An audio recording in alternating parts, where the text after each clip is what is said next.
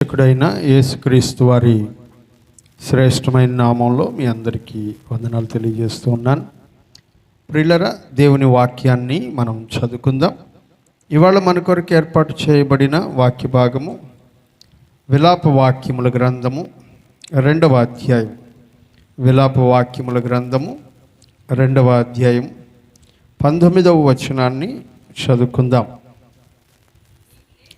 నీవు లేచి రేయి మొదటి జామున మొరపెట్టుము, నీళ్లు కృమ్మరించినట్లు ప్రభు సన్నిధిని నీ హృదయమును కృమ్మరించుకుము. నీ పసిపిల్లల ప్రాణము కొరకు నీ చేతులను ఆయన తట్టు ఎత్తుము. ప్రతి వీధి మొగను ఆకలిగొని వారు మూర్ఛిల్లుచున్నారు. చాలు, ప్రార్థించుకున్నాం. కృపగల ప్రభువా, పరిశుద్ధుడా, జీవాధిపతి, మీకు వందనాలు. ప్రభువా, ఈ సాయంత్ర సమయంలో మీ పరిశుద్ధ లేఖనములు ధ్యానించుకోవడానికి మీరు మా ఎడల చూపిన మహా గొప్ప కృప కొరకై కృతజ్ఞతాస్తుతులు. నేనే ఈరోజు వర్తమానం వింటున్నటువంటి ప్రతి బిడ్డను బట్టి మీకు కోట్ల కొలది స్తోత్రాలు. మీ పక్షముగా నిలబడుతున్న నన్ను మీ సిలువ చాటున మరుగుపరిచి మీ బిడ్డలతో మాట్లాడే ప్రతి మాట మీ ప్రేరేపణ చేత మాట్లాడునదై ఉండునట్లు నన్ను మీ స్వాధీనంలో ఉంచుకోండి. అలాగే వింటున్నటువంటి ప్రజల హృదయాలను మీ స్వాధీనంలో పెట్టుకొని వాక్యము వారి హృదయంలో నాటి ఫలింప చేయమని యేసు నామములో ప్రార్థిస్తున్నాము తండ్రి, ఆమేన్. ప్రియమైన వారలారా, మనము ప్రతి శుక్రవారము కూడా పరిశుద్ధ గ్రంథంలోని ప్రార్థనలు అనే అంశాన్ని ధ్యానం చేసుకుంటూ ఉన్నాం. ఇప్పటి వరకు ఆదికాండం మొదలుకొని విలాప వాక్యముల గ్రంథం వరకు వచ్చాం. గత వారం విలాప వాక్యముల గ్రంథంలోని ఉపోద్ఘాతము మరియు మొదటి ప్రార్థనని మనం ధ్యానం చేసుకోవడం జరిగింది. ఇవాళ విలాప వాక్యముల గ్రంథంలో నుంచి 2వ ప్రార్థనని మనం ధ్యానించుకుంటూ ఉన్నాం. ఇందులో 4 ప్రార్థన అంశాలు ఉన్నాయి. వాటిలో ఒకటి గత వారం ధ్యానించుకున్నాం. ఇవాళ 2వ అంశాన్ని మనం ధ్యానించుకుంటూ ఉన్నాం. ప్రియులరా, పరిశుద్ధ గ్రంథంలో ఈ విలాప వాక్యముల గ్రంథం చాలా చిన్న గ్రంథం, 5 అధ్యాయాలు. ఈ 5 అధ్యాయాల్లో కూడా కన్నీరు విడవడం, కన్నీరు విడిచి ప్రార్థన చేయడం అనేది ముఖ్య అంశం. కన్నీరు ఎందుకు విడవాలి అంటే అక్కడ జరుగుతున్న పరిస్థితులు అలాంటివి కనుక విలపించి చేస్తున్న ప్రార్థనలని విలాప వాక్యములు అని పేరు పెట్టారు. మొదటి ప్రార్థన ఎలాగైతే ప్రభువా మమ్మల్ని చూడు అని ప్రార్థించాడో అలాగే ఈ ప్రార్థనలో కూడా అలాగే అంటున్నాడు. 2వ అధ్యాయం 20వ వచనం చదువుదాం. నీవు ఎవని ఎడల ఈ ప్రకారము చేసితివో యెహోవా దృష్టించి చూడుము. దేవుణ్ణి అడుగుతూ ఉన్నాడు, ప్రభువా ఎవరికి నువ్వు ఇట్లా చేస్తున్నావో ఒకసారి చూడు, ఆలోచించు, గమనించు అని దైవజనుడు ప్రార్థన చేస్తూ ఉన్నాడు. ఒక రకంగా ఇది భయముతో చేస్తున్న ప్రార్థన. భయముతో అంటే రెస్పెక్ట్తో అని కాదు, తన చుట్టూ ఉన్నటువంటి పరిస్థితుల యొక్క ప్రభావం నాకేమవుతుందో అన్నటువంటి భయములో నుంచి వచ్చినటువంటి ప్రార్థన ఈ ప్రార్థన యెరూషలేము మీదకి రాబోతున్నటువంటి లేదా వస్తున్నటువంటి భయంకరమైనటువంటి విషయాలు తెలియజేయబడుతూ ఉన్నప్పుడు కనికరం కొరకు దేవుని సన్నిధిలో ప్రవక్త చేసినటువంటి ప్రార్థన. దేవుడు చెప్తున్నాడు, ఇది జరగబోతుంది, ప్రభువా వద్దు ప్రభువా, ప్రభువా వద్దు ప్రభువా అని దేవుని సన్నిధిలో దైవజనుడు దేవుడు ఒక్కొక్కటి ఏమి కాబోతున్నది ఈ ప్రజలకు, ఈ దేశానికి, ఈ సంఘానికి, దేవుని ఎడల విశ్వాసఘాతకులైనటువంటి వాళ్ళకి ఏం జరగబోతుంది అని చెప్తూ ఉండగా దైవజనుడే భయపడి వద్దు ప్రభువా అని బ్రతిమలాడుతున్నటువంటి ప్రార్థన మనం చదువుకుంటూ ఉన్నాం. శ్రమ మనుషుల్ని దేవుని దగ్గరికి చేరుస్తుంది. మనం శ్రమ పెట్టబడడం వలన మనకేదో పెద్ద కీడు జరిగిపోతుందని అనుకుంటాం, కానీ శ్రమ మనుషుల్ని దేవునికి దగ్గరగా చేస్తుంది. అందుకనే దేవుడు కొన్నిసార్లు మన జీవితంలో శ్రమని అనుమతిస్తాడు. బహుగా బాధపడిన వాళ్ళు తమ హృదయాన్ని దేవుని సన్నిధిలో కృమ్మరించుకుంటారంట. ఎంత వేదన ఎక్కువైతే అంతగా దేవుని సన్నిధిలో కన్నీరు విడుస్తారు. ఉదాహరణ మనకు తెలుసు, హన్నా ప్రార్థన. ఆమె అనుకుంది కదా, నేను నా హృదయమును దేవుని సన్నిధిలో కృమ్మరించుకుంటున్నాను. ఎందుకని? తన వైరి అయినటువంటి పెనిన్న ఆమెను బహుగా శ్రమ పెట్టినందున. చదువుతారా ఆ వాక్యం ఒకసారి? మొదటి సమూయేలు గ్రంథం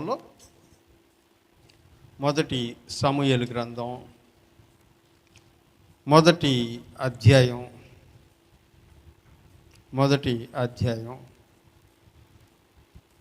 6వ వచనం చదువుకుందాం. యెహోవా ఆమెకు సంతు లేకుండా చేసి ఉన్న హేతువును బట్టి ఆమె వైరియగు పెనిన్న ఆమెను విసిగించుటకై ఆమెకు కోపము పుట్టించుచు వచ్చును. 8వ వచనం. ఆమె పెనిమిటి అయిన అమ్మాయి ఎల్కానా, హన్నా, నీవెందుకు ఏడ్చుచున్నావు? భోజనము ఎందుకు మానేశావు? నీకు మనోవిచారము ఎందుకు కలిగింది? 10 మంది కుమారుల కంటే నేను నీకు విశేషమైన వాడను కాదా? 10వ వచనం. బహు దుఃఖాక్రాంతురాలై వచ్చి యెహోవా సన్నిధిని ప్రార్థన చేయుచు బహుగా ఏడ్చుచు.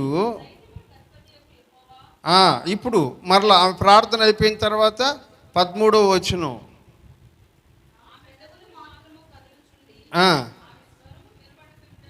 కనుక ఏలి ఆమెను మత్తురాలై ఉన్నదనుకొని, ఎంతవరకు నీవు మత్తురాలవై ఉందువు? నీవు ద్రాక్షారసమును నీ యొద్ద నుండి తీసివేయమని చెప్పగా హన్నా, అది కాదు నా ఏలినవాడా, నేను మనోదుఃఖము గలదాననై ఉన్నాను. నేను ద్రాక్షారసమునైనను మద్యమునైనను పానము చేయలేదు, కానీ నా ఆత్మను యెహోవా సన్నిధిలో ఎప్పుడు కుమ్మరించుకుంటుందంట ఆమె? బహుగా దుఃఖం కలిగినప్పుడు. తన విరోధులైన వారు, లేకపోతే తనను ప్రశాంతంగా ఉండడం ఇష్టం లేనటువంటి వారు తనను బాధ పెడుతూ ఉన్నప్పుడు, కోపమును రేపుతూ ఉన్నప్పుడు ఆవిడంట దేవుని సన్నిధిలో తన హృదయమును కృమ్మరించుకున్నది అని వాక్యంలో చదువుతూ ఉన్నాం. అందుకనే ఎక్కడైతే వేదన ఎక్కువగా ఉంటుందో, బాధ ఎక్కువగా ఉంటుందో, అప్పుడు ప్రార్థన తీవ్రత కలిగి ఉంటుంది. దేవుని సన్నిధిలో తమ హృదయాన్ని కృమ్మరించుకుంటారు. ఆసక్తి గల వ్యక్తుల ప్రార్థనలన్నీ ఇంచుమించు అగాఢాంధకారమైన పరిస్థితుల మధ్యలో చేసినవే. అత్యాసక్తితో ప్రార్థన చేసిన విషయాలన్నీ మీరు గమనించండి. కీర్తనల గ్రంథం చదివితే తెలుస్తుంది. దైవజనుడు అంటాడు, ప్రభువా, నేను ఇరుకులో ఉండి నీకు మొరపెడుతూ ఉన్నాను. ఇదిగో నా శరీరంలో కలిగినటువంటి ఈ వేదన నన్ను ఇబ్బంది పెడుచుండగా నీకు మొరపెడుతూ ఉన్నాను. నా శత్రువులు పెట్టు బాధని నేను మర్చిపోలేక నీకు మొరపెడుతూ ఉన్నాను. ఇలా ప్రార్థనలన్నీ కూడా గాఢాంధకారమైనటువంటి పరిస్థితులు అలముకున్నప్పుడు చేసినటువంటి ప్రార్థనలు ఆసక్తి కలిగిన ప్రార్థనలుగా ఉంటాయి. మిగతా సమయంలో రొటీన్ ప్రార్థనలు చేస్తాం, కానీ మనకు కష్టం వచ్చినప్పుడు, శ్రమ వచ్చినప్పుడు తీవ్రత గల ప్రార్థనలు చేస్తాం. అలాంటి ప్రార్థనల్లో ఒక ప్రార్థన ఇప్పుడు మనం చదువుకుంటున్నటువంటి ఈ ప్రార్థన పరిస్థితులని మీకు ఒకసారి జ్ఞాపకం చేసి ఆ తర్వాత ఈ ప్రార్థనలో ఉన్నటువంటి అంశంలోనికి వెళ్ళిపోదాం. ఇశ్రాయేలు ప్రజల విషయంలో లేదా యెరూషలేము విషయంలో వాక్యంలో ఈ అధ్యాయంలో ఏమని రాశారంటే, సియోను కుమారి లేదా ఇశ్రాయేలు సౌందర్యము మేఘములతో కప్పబడి ఉన్నది అని రాశాడు. చదువుదాం. 1వ వచనం, 2వ అధ్యాయం 1వ. ప్రభువు కోపపడి సియోను కుమార్తెను మేఘముతో కప్పి ఉన్నాడు. మనం ఇది చదువుతున్నప్పుడు మనకు ఏమని అర్థమవుతుంది? సాధారణంగా దేవుడు నన్ను చాలా భద్రంగా దాచిపెట్టున్నాడు అని దేవుడు చెప్తున్నాడు అని అనుకుంటాం. ప్రియులరా, నిజమే, పగటిపూట మేఘస్తంభముగాను రాత్రిపూట అగ్నిస్తంభముగాను వాళ్ళకి ఎండ దెబ్బ అయినను వెన్నెల దెబ్బ అయినను తగలకుండా కాపాడినటువంటి దేవుని నిర్గమకాండంలో మనం చూస్తాం. కానీ ఇక్కడ చెప్తున్నటువంటి ఈ మేఘముతో కప్పడం అనేది గాఢాంధకారానికి, శ్రమలకు సూచనగా కనబడుతూ ఉంది. చదవండి కింద లైన్. అయినను అదే వచనం. ఆయన ఇశ్రాయేలు సౌందర్యమును ఆకాశము నుండి, ఇప్పుడు ఆ మేఘమును గురించి కింద వర్ణిస్తూ ఆయన అంటున్నాడు, ఇశ్రాయేలు సౌందర్యాన్ని ఏం చేశాడంటే దేవుడు మేఘములో నుండి లేదా ఆకాశములో నుండి భూమి మీదకి పడేశాడు. అంటే దాని అర్థం ఏంటి? దానికి ఉన్నటువంటి ఔన్నత్యాన్ని తగ్గించాడు. ఒకప్పుడు గొప్ప స్థితిలో ఉన్నటువంటి సియోను ఇప్పుడు నెమ్మదిగా తన యొక్క ఘనతని, తన సౌందర్యాన్ని, తన పేరును, తన ప్రఖ్యాతిని, తనకున్న ఐశ్వర్యాన్ని, తనకున్నటువంటి ఆనందాన్ని, ఆరోగ్యాన్ని అన్నిటినీ పోగొట్టుకుంటుంది అని అర్థం. కిందంటాడు, దేవుడు తన కోపదినమున ఆఖరికి ఇది నేను కాళ్ళు పెట్టుకునేటువంటి నా పాదపీఠము కదా అని కూడా జ్ఞాపకం చేసుకోలేదంట. చదువమ్మా కింద లైన్. కోపదినమందు ఆయన తన పాదపీఠమును జ్ఞాపకము చేసుకొనలేకపోయెను లేదా చేసుకొనక, దేవుడు ఎంత కోపంతో ఉన్నాడంటే తన కాళ్ళు పెట్టుకునే ప్లేస్ కదా ఇది, పరిశుద్ధ స్థలం కదా అని అయినా దాని మీద కనికరము చూపించకుండా ఉన్నాడని తెలియజెప్తూ ఉన్నాడు. తర్వాత ఇందులో ముఖ్యాంశం ఏమిటంటే, ఇశ్రాయేలు మీద దేవుడు అన్ని గోత్రముల మీద తన యొక్క కోపాన్ని క్రొమ్మరిస్తూ ఉన్నాడు అని చెప్తున్నాడు. 2వ వచనం, 1 విడువక ప్రభు యాకోబు నివాస స్థలములన్నిటినీ ఎన్ని గోత్రాలు ఇశ్రాయేల్లో? 12 గోత్రాలు. 12 గోత్రాలకి దేవుడు 12 ప్రదేశాలని లేదా రాష్ట్రాలని స్వాస్థ్యంగా ఇచ్చాడు. ఇది మీరు నివాస స్థలం అని చెప్పాడు. ఆ ఇశ్రాయేలు వారికి ఇచ్చినటువంటి 12 భాగాలుగా లేదా 12 రాష్ట్రాలుగా విభజించబడినటువంటి ఆ అన్ని గోత్రములలో ఉన్నటువంటి అందరి మీద దేవుడు తన కోపాన్ని క్రొమ్మరిస్తూ ఉన్నాడు అని వాక్యంలో మనం చూస్తూ ఉన్నాం. ఆ కోపము ఎంత భయంకరమైనది అనే విషయం కిందున్నటువంటి విషయాలను మనం చదువుతూ ఉంటే మనకు అర్థమవుతుంది. ప్రియమైనటువంటి వాళ్ళారా, 5వ వచనంలో ఆయన అంటాడు, ప్రభువే వాళ్ళకి శత్రువాయను అంటాడు. చదువుమా.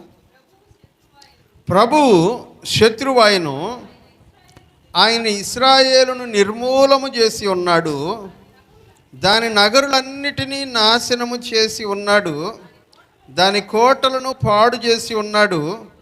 యోధా కుమారికి అధిక దుఃఖ ప్రలాపములను ఆయన కలుగజేసి ఉన్నాడు. ఆయన అంటున్నాడు, దేవుని యొక్క కోపం వీళ్ళని వాళ్ళని లేకుండా ఎవరెవరైతే దేవునికి విరోధంగా ప్రవర్తించారో లేదా పాపము చేశారో వాళ్ళందరి మీద ఆయన కృమ్మరించి ఉన్నాడు అని వాక్యంలో మనము చదువుతూ ఉన్నాం.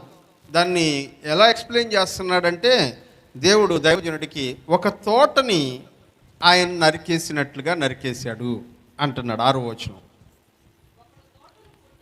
ఒకడు తోటను కొట్టివేయినట్లు తన ఆవరణములను ఆయన క్రూరముగా కొట్టివేసి ఉన్నాడు, తన సమాజ స్థలమును నాశనము చేసి ఉన్నాడు. చూసారా, ఒక తోటని నరికేస్తే ఎట్లుంటుందో, ఒక చెట్టు ఉండిచి ఒక చెట్టు ఉంచకుండా ఉండదు కదా. తోటను నరికేయడం అంటే మొత్తం అంతటినీ నరికేస్తారు. అలా దేవుడు ఏమాత్రం ఎవరిని స్పేర్ చేయకుండా అందరినీ నరికేసి ఉన్నాడు. ఇది దేవుని యొక్క కోపానికి నిదర్శనం. ఆ దేశం మీదకి దేవుడు రప్పిస్తున్నటువంటి తన ఉగ్రతని చెప్తూ ఉన్నాడు దైవజనుడికి, ఇలా జరగబోతుంది, ఇలా జరగబోతుంది, ఇలా జరగబోతుంది అని. ప్రస్తుతం నేను దినవృత్తాంతాల గ్రంథం చివరి భాగంలో వ్యక్తిగత ధ్యానం చేసుకుంటూ ఉన్నాను. ఈ ఇన్సిడెంట్స్ ఎప్పుడెప్పుడు వస్తాయా చదువుదామా అని చాలా ఇంట్రెస్ట్గా ఎదురు చూస్తుంటాను ప్రతిరోజు. అది చదువుతున్నప్పుడల్లా మన జీవితం మీద దేవుడికి ఎందుకు కోపం వస్తుంది అని ఆలోచిస్తే అది చదివితే మనకు అర్థం అవుతుంది. మనం ఇలా చేస్తే దేవుడు మన మీద కోపగించుకుంటాడు. కారణం లేకుండా ఆయన మనల్ని పాడు చేయడానికి ఆయన ఏం పిచ్చోడా కాదు కదా. కేవలం ఆయన మనల్ని పాడు చేస్తున్నట్లుగా మనకు కనబడే విషయాలు కూడా బాగు చేయడానికే. హల్లెలూయా. మనల్ని పాడు చేస్తున్నట్లుగా మనకు కనబడుతున్న విషయాలు కూడా బాగు చేయడానికి. అది చాలా ముఖ్యమైనటువంటి అంశం. ఆయన ఈ వాక్యంలో తెలియజేస్తూ అంటున్నాడు, అసలు పాడైపోతున్నారు అనడానికి గుర్తేంటి, నిదర్శనం ఏంటి, ఎలా కనిపెట్టుకోగలం? దేవుని ఉగ్రత మన మీద ఉందని మనకెట్లా తెలుస్తుంది? చదువుదాం. 6వ వచనంలోనే 2వ భాగము. యెహోవా సియోనులో నియామక కాలము విశ్రాంతి దినము మరువబడినట్లు చేసి ఉన్నాడు.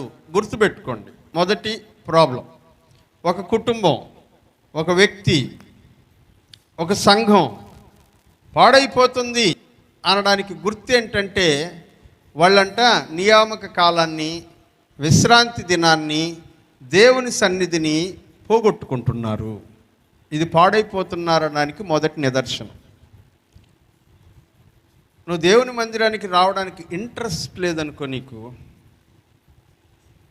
ఏం పెద్ద పోవాలనిపించట్లా అని నీ మనసు కనిపిస్తుందంటే పాడైపోతున్నావు. దేవుడే చెప్తున్నాడు అక్కడ. విశ్రాంతి దినము మరువబడేటట్లుగా దేవుడు చేస్తున్నాడు. నియామక కాలం మన కోసం శుక్రవారం ఒక ప్రార్థన, కుటుంబ ప్రార్థనలు, ఆదివారం ఆరాధన. దేవుడు నియామక కాలములను ఏర్పాటు చేశారు. దాంతోపాటు మీ 5 మంది కూర్చొని సంఘం కొరకు చేసేటువంటి ప్రార్థన, వీటన్నిటినీ జ్ఞాపకం చేసుకుంటూ ఉన్నాడు దేవుడు. వాటిలో నువ్వు పాల్గొనలేకపోతున్నావు అంటే పాడైపోతున్నావు. లేదండి, నాకేదో కొంచెం పనుండి ఈరోజు ఈ పేరులో అటెండ్ కాలేకపోయాను అని నువ్వు చెప్పచ్చు. కానీ నీ పనిని, ఆ ప్రార్థన గుర్తుంటే దానికి తగ్గినట్లుగా టైం అడ్జస్ట్ చేసుకొని నువ్వు చేయాలి, నీకు ఆసక్తి ఉంటే. ఈరోజు ఈ ప్రార్థన ఉంది కదా, మనం ఈ పనిని కొంచెం ముందు పెట్టుకుందాం, లేకపోతే కొంచెం వెనకాల పెట్టుకుందాం, లేదు త్వరగా పూర్తి చేసుకొని ఆ టైంకి మనం వచ్చి ప్రార్థనలో ఉందాం. అలా ఉండడం లేదు అంటే నిర్లక్ష్యం. నిర్లక్ష్యం అంటే దేవుని నుంచి దూరం అవుతున్నావు. అందుకని దేవుడు పాడైపోతున్నటువంటి దానికి సూచనగా, గుర్తుగా చూపిస్తూ ఉన్నాడు. తర్వాత 7వ వచనం, కోపావేశుడై రాజును యాజకుని త్రోసివేసి దైవజనుడు లేకుండా పోతున్నాడు మీ జీవితాల్లో, మీ కుటుంబాల్లో. అంటే ఏం చేశాడంటే దేవుడు రానివ్వకుండా చేస్తున్నాడు. దేవుడు రానివ్వకుండా చేస్తూ ఉన్నాడు. మీ దగ్గరికి, మీ జీవితాల్లోనికి దేవుని దైవజనుడిని మీరు అనుమతించకపోతూ ఉన్నారు అంటే దాని అర్థం ఏంటో తెలుసా? పాడైపోవడానికి రెండవ నిదర్శనం. దేవుని సన్నిధిలో మీ జీవితానికి సంబంధించినటువంటి ఆలోచనను చెప్పగలిగినటువంటి యాజకుణ్ణి, మీ జీవితాన్ని నిర్దేశించగలిగినటువంటి రాజుని మీరు పక్కకు పెట్టేసి వెళ్ళిపోతూ ఉన్నారు అంటే అర్థం ఏంటో తెలుసా? పాడైపోవడానికి దగ్గరలో ఉన్నారు. 7వ వచనం, ప్రభు తన బలిపీఠమును విడనాడెను, తన పరిశుద్ధ స్థలమును అసహ్యించుకొనెను, దాని నగరుల ప్రాకారములను శత్రువుల చేతికి. ప్రభు ఏం చేశాడంట? అలాంటి వాళ్ళని వదిలేశాడంట, బలిపీఠాన్ని తీసేసాడంట. బలిపీఠం అంటే ఏంటి? ప్రార్థన. బలిపీఠం అంటే పర్సనల్గా మీ ప్రేయర్, మీ ప్రార్థనా జీవితం. ఈ టైం నా ప్రార్థన టైం, దీన్ని నేను ఎవరికి ఇవ్వడానికి వీల్లేదు. ఏం వచ్చినా పర్లే, మిగతా దానితో తర్వాత చూసుకుంటాం. ఏదో ఒక సమయంలో దేవుని కొరకు ఒక ప్రత్యేకమైనటువంటి సమయం గడపడం బలిపీఠానికి సాదృశ్యం. ఆ బలిపీఠం నీ జీవితంలో లేదంటే, దేవుడే ఆ బలిపీఠాన్ని వదిలేశాడంటే పాడైపోవడానికి కారణం. ఇవన్నీ మనం పాడైపోవడానికి సూచనలు, గుర్తులు. మీరు మీ జీవితాన్ని ప్రమాదంలో ఉంది అని హెచ్చరిక. మనం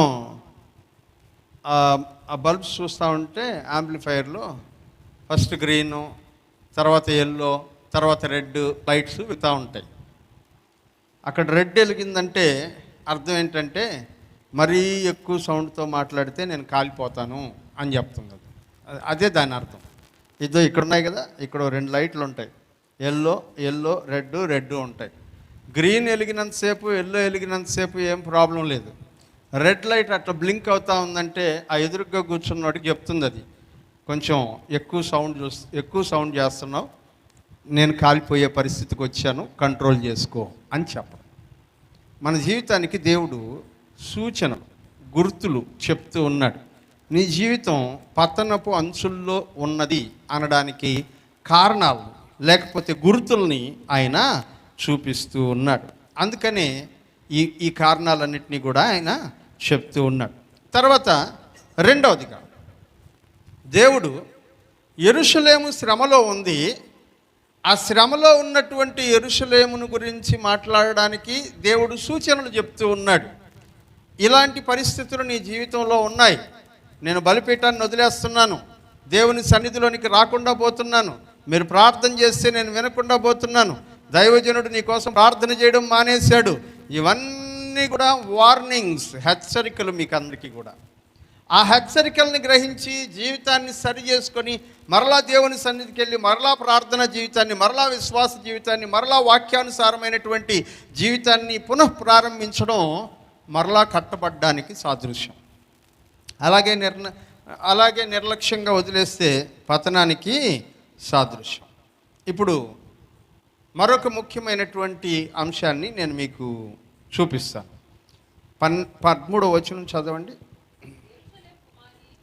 యెరూషలేము కుమారి, ఎట్టి మాటల చేత నిన్ను హెచ్చరించదను, దేనితో నిన్ను సాటి చేయుదును? సియోను కుమారి కన్యక, నిన్ను ఓదార్చుటకు దేనితో నిన్ను పోల్చుదును?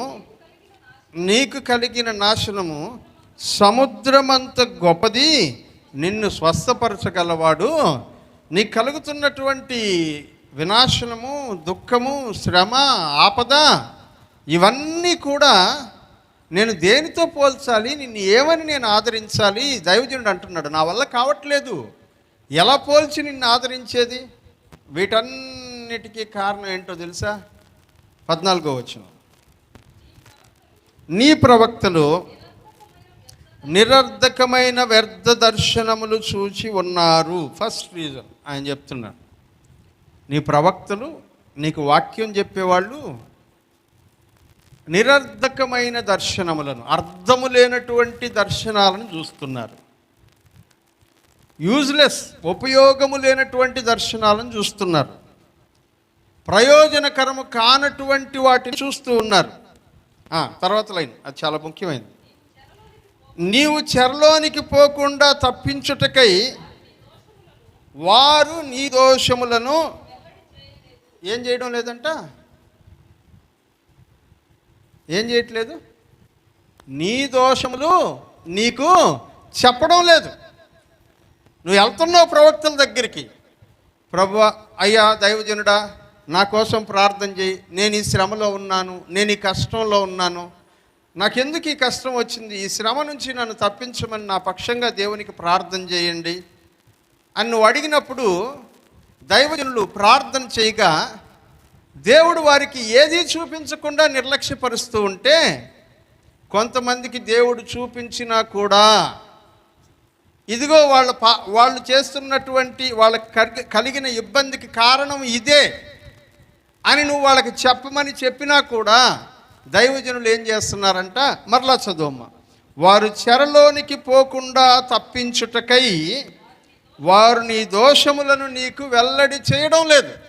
నీ తప్పేంటో నీకు చెప్పడం లేదు. వాళ్ళు నీ తప్పేంటో నీకు చెప్పలేదు కాబట్టే నువ్వు ఇంకా తప్పు మీద తప్పు చేసుకుంటూ వెళ్ళిపోతూ ఉన్నావు.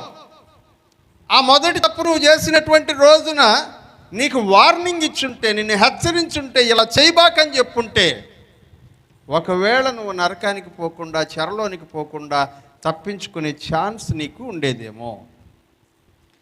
అందుకే ప్రియమైన వాళ్ళారా, దేవుని సేవకులు స్ట్రైట్గా మీ గురించి మాట్లాడుతున్నప్పుడు, గద్దిస్తున్నప్పుడు మీ మీద కోపం ఉండి కాదు, దేవుడు చెప్పమనవి చెప్పడం వల్ల. నాకు ఇంకా జ్ఞాపకం ఉంది, ఒక 2 వారాల క్రితం నువ్వు సాక్ష్యం చెప్పింది శ్రావంతి, 2 వారాల క్రితం శ్రావంతి సాక్ష్యం చెప్పింది. ఒకవేళ ఆ రోజు హెచ్చరిక విని ఉండకపోతే ఈరోజు ఇన్ని మేలులు చూసి ఉండేదానిని కాదు. శ్రావంతి వస్తుందో లేదో కూడా నాకు తెలియదు. ఆ రోజు ప్రార్థనకి ఊర్లో సువార్త గుడికి పెట్టాం. ఆ ప్రాంతం వాళ్ళందరికీ రక్షణ సువార్త. యేసురత్నం పాస్టర్ గారు పొట్టిగా ఉంటాడు, బట్టతల. నేను అడిగాను, సార్ ఎవరిని పిలవమంటారు వాక్యం చెప్పడానికి అని పివి జాన్ గారిని అడిగితే, నీకు ఎవరు కావాలంటే వాళ్ళని తీసుకెళ్ళు అని అన్నారు. అట్లా కాదండి, మీరు సజెస్ట్ చేయండి అంటే, పక్కన జ్ఞానశేఖర్ పాస్టర్ గారు అండి, యేసురత్నం గారు తీసుకెళ్ళు అని అన్నాడు. ఇంక నేనేం మాట్లాడలేదు. 2 సార్లు అన్నాను. ఆయన వాక్యం చెప్పగా నేను ఇంతవరకు వినలే, అదే ఫస్ట్ టైం. మీరు విన్నప్పుడే నేను కూడా విన్నాను. ఎందుకంటే మేము వెళ్ళినప్పుడల్లా మేమే వాక్యం చెప్తాం, వాళ్ళు వింటుంటారు. వాళ్ళ సంఘాలను దర్శించినప్పుడు మేము వాక్యం చెప్తుంటే వాళ్ళు వింటుంటారు. వాళ్ళు చెప్పడం మేము వినడం చాలా రేర్. ఆ రోజు ఆయన చెప్పిన వాక్యం ఎంత కదిలించిందో. వాక్యం అయిపోయిన తర్వాత దేవుడు అక్కడితో వదిలేయడం ఇష్టం లేక మళ్ళీ నన్ను పంపించాడు అక్కడికి ప్రాసెస్ చేయడానికి. ఆ రోజున మేము చేసినటువంటి విషయం చాలా అల్పమైనదిలాగా కనబడుతుందేమో, కానీ తర్వాతి కాలంలో అది ఆశీర్వాదానికి. ఆ రోజు నేను చెప్పిన మాటలన్నీ దుఃఖమే అనిపించుంటాయి. నువ్వు చేసేది కరెక్ట్ కాదు, ఇది మంచిది కాదు, అది మంచిది కాదు అని నేను చెప్పడం. ఒకవేళ నా మీద కోపం వచ్చి ఉండొచ్చేమో, నాకు తెలియదు. ఎప్పుడు నాతో చెప్పలేదు శ్రావంతి. కోపం వచ్చి ఉండొచ్చు. ఎందుకంటే మంచి చెప్తే, హ్యాపీగా ఉండే విషయాలు చెప్తే అందరూ మా పాస్టర్ భలే మంచోడు అనుకుంటారు. కానీ నువ్వు ఎట చేస్తున్నావు, అటు చేస్తున్నావు, నీ పద్ధతి బాగాలేదంటే ఎవరికి ఇష్టం ఉండదు కదా. సో అలా ఇష్టం లేని విషయాలే చెప్పాను నేను ఆ రోజు అంతా కూడా. కానీ వాక్యంలో అంటున్నాడు, వారు నీతో చెప్పి ఉన్నారు కనుక నువ్వు ఆశీర్వాదం పొందుతున్నావు. వాక్యం అంటున్నాడు, చెరలోనికి పోకుండా ఉండేటట్లు వాళ్ళు నువ్వు చేస్తున్న దోషాన్ని నీకు చెప్పలేదు అంటున్నాడు. ఈరోజున చాలామంది దైవజనుల దగ్గరికి ఆశీర్వాదం కోసం వెళ్ళి ప్రార్థన చేయించుకుంటుంటారు. నేను చాలా సంతోషిస్తాను ఎవరైనా దైవజనుడి దగ్గరికి వెళ్ళి ప్రార్థన చేయించుకుంటే. కానీ అదే సమయంలో బాధపడతాను. ఎందుకంటే నా చేత ప్రార్థన చేయించుకోలేదని కాదు, బాధ ఎందుకంటే నువ్వు వెళ్ళి ప్రార్థన చేయించుకుంటున్న దైవజనుడు నిన్ను ఆశీర్వదిస్తూ ఉన్నప్పుడు నీకు ఇలా మేలు జరుగుతుంది పో అని చెప్తున్నప్పుడు, నీవు మేలు జరగడానికి ఏ విషయమైతే ప్రార్థన చేయమని చెప్పావో ఆ మేలు నీ జీవితంలో ఎన్నాళ్ళు ఎందుకు ఆలస్యమైందో చెప్పకుండా ఉన్నందుకు బాధపడతాను. మేలు జరుగుతుంది పో అని చెప్పినటువంటి దేవుడు ఎన్ని రోజులు వీళ్ళకి మేలు జరగకుండా ఉండడానికి ఇది కారణం ఒకసారి చెప్పు వాళ్ళకి అని చెప్తాడు కదా. అది చెప్పకుండా దాచిపెడితే బాధపడతాను. దైవజనుడి పని ఏంటి? హెచ్చరించడమే. ఆయన అదే చెప్తున్నాడు. తర్వాత చదువు. వారు వ్యర్థమైన ఉపదేశములు పొందిన వారైరి, తోవ తప్పించు దర్శనము దారి తప్పించేటువంటి విషయాలు చెప్తున్నారంట. నీకేం కాదమ్మా, నీకంతా జరిగిపోద్ది, దేవుడు అన్ని మేలు చేసేస్తాడు. దేవుడు అన్ని మేలు చేసేస్తాడని చెప్పడం తెలిసిన నీకు బహిరంగంగా వాళ్ళ జీవితంలో కనబడుతున్న పాపాన్ని గద్దించడం నీకు తెలీదా? చెప్పట్లేదా? దీనివల్ల నువ్వు నష్టపోతావు అని చెప్పేటువంటి మాటను దేవుడు నీకు చూపించట్లేదా? నువ్వు దాన్ని ఎందుకు చెప్పట్లేదు? దైవజనులు కళ్ళు మూసుకొని చూసి చూడనట్టుంటే ఎవరి విషయంలో కళ్ళు మూసుకుంటున్నారో వాళ్ళ విషయంలో వినాశనము. దైవజనులు మిమ్మల్ని గద్దించినప్పుడు మీరు మారు మనసు పొందడం మీ జీవితాలకి క్షేమము. దీన్ని జ్ఞాపకం పెట్టుకోండి ప్రియులారా. దైవజనులు ఎవరి విషయంలో అయితే చూసి చూడనట్టుగా వెళ్ళిపోతున్నారో, దేవుడు బయలుపరిచిన విషయాలను చెప్పి గద్దించకుండా వెళ్ళిపోతున్నారో వాళ్ళ జీవితము వినాశనంలోనికి వెళ్తుంది. ఎవరి విషయంలో అయితే దైవజనులు గద్దిస్తున్నారో, గద్దించినప్పుడు నువ్వు మారు మనసు పొందుతున్నావో వారి జీవితము క్షేమంలోనికి వెళుతుంది. దీన్ని మనం జ్ఞాపకం ఉంచుకోవాలి. అందుకనే ఆయన అంటున్నాడు, దైవజనులు సరిగా బిహేవ్ చేయలేదు కాబట్టే యెరూషలేమా నీకు ఈ శ్రమ కలుగుతూ ఉన్నది అని అంటూ ఉన్నాడు. ఎంత దారుణమైనటువంటి పరిస్థితి అంటే, ఇక శ్రమ మీద శ్రమ.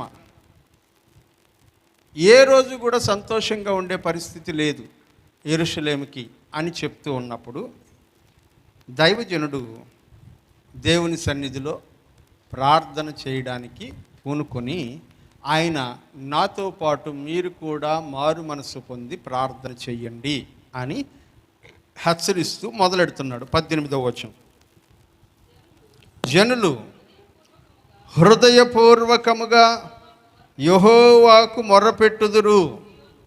సియోను కుమారి ప్రాకారమా, నదీ ప్రవాహము వలె దివారాత్రమును కన్నీరు పారనీయము, విరామము కలుగనీయకము, నీ కంటి పాపను విశ్రమింపనీయకము. చాలు. ఎలా ప్రార్థన చేయమంటున్నాడు ఆయన? సియోను కుమారి ప్రాకారమా, నదీ ప్రవాహము వలె, నదిలో నుంచి నీళ్లు పారినట్లుగా రాత్రి పగలు తేడా లేకుండా నీ కళ్ళల్లో నుంచి నీళ్లు ప్రవహిస్తూనే ఉండాలి. నీ కంటి పాపకు విశ్రాంతి అనేది ఉండకూడదు. కన్నీళ్ళు ఆగిపోయినాయి, ఇంకిపోయినాయి అనే మాటలు నీ నోట్లో నుంచి రాకూడదు. కన్నీరు విడిచి ప్రార్థన చేస్తూనే ఉండాలి. అంత గొప్ప ఉగ్రత నీ కళ్ళ ముందు ఉంది. ఆ రోజు ఏడ్చేదానికంటే ఈరోజు ఏడిస్తే ఆ భయంకరమైన స్థితి నీ జీవితంలో రాకుండా ఆగిపోతుంది. అందుకనే 18వ వచనం స్టార్టింగ్లో అన్నాడు, జనులు హృదయపూర్వకముగా యెహోవాకు, ఎప్పుడు? నేను ఇందాక చెప్పాను కదా, శ్రమ మనుషుల్ని దేవుని దగ్గరికి నడిపిస్తుంది. శ్రమ పడినప్పుడు మనుషులు దేవుని దగ్గరికి వచ్చేస్తారు. వచ్చి హృదయపూర్వకముగా ప్రార్థన చేస్తారంట. ఇప్పుడు చెప్తున్నాడు, రాత్రి పగలు కన్నీళ్లు విడవకుండా ప్రార్థన చేయి. 19వ వచనంలో అంటాడు, నీవు లేచి రేయి మొదటి జామున మొరపెట్టుము. ఎప్పుడంట? మొదటి జామున. ఒకసారి జాముల గురించి చెప్తాను నేను ఎప్పుడన్నా టైం ఉండేటప్పుడు. రేయి మొదటి జామున వేకువని నిద్ర లేవగానే మొరపెట్టాలంట దేవుని సన్నిధిలో. నీళ్లు కృమ్మరించినట్లు నీ హృదయమును కుమ్మరించు. అలాగే నీ పసిపిల్లల ప్రాణము కొరకు నీ చేతులు ఆయన తట్టు. ఎవరి కొరకంట?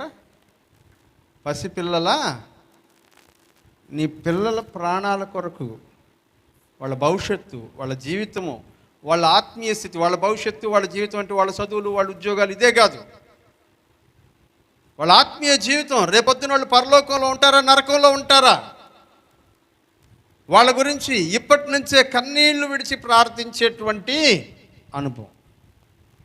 ప్రభువా నా బిడ్డకు మంచి ఉద్యోగం దయచేయి, ప్రభువా నా బిడ్డకు మంచిగా పెళ్ళయ్యేటట్టు దయచేయి, ప్రభువా నా బిడ్డ బాగా చదువుకునేటట్టు దయచేయి, ప్రభువా నా బిడ్డకి మంచి ఆస్తిపరుడిని నా ఆస్తిపరుడిని వివాహం చేయి, ప్రభువా నా బిడ్డకు ఇదిగో మంచి స్థితి కలిగినటువంటి శాలరీ ఇవ్వు, అన్ని ఐశ్వర్యాలు ఇవ్వు, ఇవన్నీ ప్రార్థన చేస్తున్నావు. కానీ ప్రభువా నా బిడ్డలు నరకానికి పోకుండా వాళ్ళు నీ మార్గంలో ఉండేటట్టు చేయి, దారి తప్పకుండా ఉండేటట్లు చెయ్యి. నీ పిల్లల ప్రాణము వాళ్ళ కొరకు నీ చేతులు ఎత్తి ఆయన సన్నిధిలో ప్రార్థన చేయమంటున్నాడు. ఎందుకంటే ప్రతి వీధిలోనూ మూర్ఛలు పడిపోతూ ఉన్నారంట. 11వ వచనం చదువమ్మా. నా జనుల కుమారికి కలిగిన నాశనము చూడగా నా కన్నులు కన్నీళ్ల చేత క్షీణించుచున్నవి, నా అంతరంగము శోభిల్లుచున్నది. ఏంటంట? ఏం ఒలుకుతుందంట? ఏంటది అంటే? కాలేజు అంటే నారాయణ కాలేజు, శ్రీ చైతన్య కాలేజు అయ్యా. కాలేజు అంటే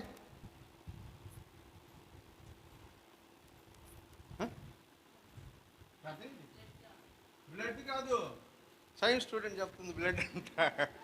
లివర్ ఏంటంట? లివర్. వాక్యంలో అంటున్నాడు. మనం అంటాం కదా అప్పుడప్పుడు, గుండె జారిపోయినట్టుంది నాకు అంటాం కదా. అదే నా కాలేయం క్రిందకి ఒలుకు నేల మీద పడిపోతున్నట్టుగా ఉంది. శిశువులను, చంటి బిడ్డలను పట్టణపు వీధుల్లో మూర్ఛిల్లుతున్నారంట. గాయం అయిపోయిందంట. గాయం పొందిన వారి పట్టణపు వీధుల్లో మూర్ఛిల్లుచున్నారు. తల్లులు రొమ్మును ఆనుకొని అన్నం, ద్రాక్షారసము అని కేకలు వేస్తూ చచ్చిపోతూ ఉన్నారు. వాళ్ళ కోసం ప్రార్థన చేయి. వాళ్ళ కోసం జరగక ముందే దైవజనుడు వార్నింగ్ ఇది. జరిగిన తర్వాత చెప్తున్నది కాదు, జరగక ముందు ఇలా జరగబోతుంది, జాగ్రత్త. మన వాళ్ళకి ప్రవచనాలు కావాలి, ఏం జరగబోతుందో చెప్పేయాలి కదా. చాలామందికి ఇష్టం ఏం జరగబోతుందో దేవుడు ముందే చెప్తే మాకు బాగుంటుంది కదా, ముందే చెప్పాలి. కానీ ఎట్లాంటి విషయాలు చెప్పాలని ఇష్టపడతారంటే, నేను అనుకున్నవన్నీ బాగా జరిగిపోతాయని సంతోషకరమైన గుడ్ న్యూస్లు చెప్పమని కోరుకుంటారు. ఒకవేళ గుడ్ న్యూస్ కాకుండా ఇట్లాంటి న్యూస్ చెప్పాననుకో, ఇదిగో ఇలా జరగబోతుంది, నీ బిడ్డలకి ప్రార్థన చెయ్యి అని అన్నాం అనుకో, ఆ పాస్టర్ ఇప్పుడు శపిస్తూనే ఉంటాడు మమ్మల్ని, ఒక్కరోజు కూడా దీవించు. ప్రవచనాన్ని నువ్వు ఎట్లా యాక్సెప్ట్ చేస్తున్నావు? ప్రవచనాన్ని అంగీకరించే మనస్సేనా నీది? అంగీకరిస్తే ఎలా అంగీకరించాలి? దైవజనుడు మనల్ని హెచ్చరిస్తున్నాడు, తప్పుంది, దేవుడు చెప్తున్నాడు, మారుదాం, మారు మనసు పొందుదాం, క్షమాపణ అడుగుదాం, పడిపోకుండా తిరిగి లేద్దాం, దేవుని సన్నిధిలో ఎదుగుదాం అని ఉండాలి. అంతేగాని ఆయన కోపం మా మీద, అందుకని ఆయన మాకు శాపనార్థాలు పెడుతుంటాడు, ఎప్పుడు చెప్పినా సరే మా గురించి ఇట్లే మాట్లాడుతాడు, ఇది దైవజనుల పని కాదు. దేవుడు ఏం చెప్పమంటున్నాడో అది చెప్పడం దైవజనుడు. ఇర్మియాని అందుకనే ఏడుపు ప్రవక్త, విలాప ప్రవక్త అన్న. ఆయన కూడా దానికి తగ్గట్టుగానే విలాప వాక్యములు అని పేరు పెట్టుకున్నాడు ఆయన చెప్పే వాక్యాలకి. ఎందుకంటే దుఃఖంతో కలిగింది. కానీ మీకోసం దుఃఖపడి ఏడ్చేటువంటి దైవజనులు ఉండడం ఎంత దీవెనకరమో మీకు తెలుసా? యెరూషలేముకి ఇర్మియా ఉండడం అంత దీవెనకరమైంది. హల్లెలూయా. ఆ కొద్ది మంది అన్నా బతికారు ఆయన ప్రార్థన చేసుకోవడం వల్ల. ఆ కొద్ది మంది అన్నా క్షేమంగా ఉన్నారు ఆయన ప్రార్థన వల్ల. ఆయనతో పాటు యెహెజ్కేలు లాంటి దైవజనులు, దానియేలు వంటి దైవజనులు, షడ్రకు మేషకు వంటి భక్తులు, ఎస్తేరు లాంటి యథార్థ పరులు, వీళ్ళందరూ ఉండడం వలన కొంచెం మంది అన్నా మిగిలారు. మిగిలిన వాళ్ళందరూ క్షేమము క్షేమము క్షేమము, మీకేం కాదు, మీరు దీవించబడతారు, మీకేం కాదు, మీరు క్షేమంగా ఉంటారు చెప్పినటువంటి మాటలన్నీ ఏమైపోయినాయి? యెరూషలేము నాశనం అయిపోయినప్పుడు లేదు కదా. దైవజనుడు అంటున్నాడు, ప్రార్థన చేయండి, కష్టకాలం రాబోతుంది, శ్రమలు రాబోతున్నాయి, ఆ శ్రమల నుంచి తట్టుకొని మీరు మీ బిడ్డలు పరలోక రాజ్యం వెళ్ళగలిగేంత నీతిమంతులుగా ఉండడానికి ప్రార్థన చేయండి. వెళ్ళిపోతాం, ఓ 40-50 వచ్చేసి ఇంకో గట్టిగా 15-20 ఏళ్ళే పూర్ణాయుష్తో బతికితే వెళ్ళిపోతాం. ఈ లోపల ఏం చేస్తావు నువ్వు? ఈ 15 ఏళ్ళు ఇట్లాగే ఈ 35-40 ఏళ్ళు తిరిగినట్లుగా ఇష్టానుసారంగా తిరుగుతూ లోకానుసారమైనటువంటి ఆశీర్వాదాల కోసం పరిగెడుతూ అది లేదు ఇది లేదు అని ఆతురపడుతూ దేవుని సన్నిధిని వదిలేసి నీ బిడ్డల కొరకు నీ కుటుంబం కొరకు ప్రార్థన చేయాల్సినటువంటి పరిస్థితులను వదిలేసి లోకంలో తిరుగుతూ ఉంటావా? లేకపోతే భవిష్యత్తులో జరగబోతున్నటువంటి విషయాలు తెలుసుకొని వాళ్ళ కొరకు కన్నీళ్లు విడిచి ప్రార్థన చేసే అనుభవంలో ఉంటావా? ఎలాంటి జీవితం నువ్వు కావాలని కోరుకుంటున్నావో ఆలోచించండి, ప్రార్థన చేయండి. దేవుడు మిమ్మల్ని ఆశీర్వదిస్తాడు. ప్రార్థించుకుందాం ప్రియులారా. చెప్పబడినటువంటి ఈ లేఖనం